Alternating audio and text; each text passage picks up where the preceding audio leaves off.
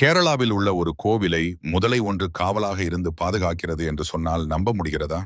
கேரளாவில் மிகவும் புகழ்பெற்ற புனித ஸ்தலமாக கருதப்படும் அனந்தபுரா கோவில் குளத்திற்கு நடுவே அழகாக அமைந்திருக்கிறது. இந்த குளத்தில் 50 ஆண்டுகளுக்கு மேலாக முதலை ஒன்று வாழ்ந்து வருகிறது. இந்த முதலையை பக்தர்கள் பாபியா என்று பெயரிட்டு அன்போடு அழைக்கிறார்கள்.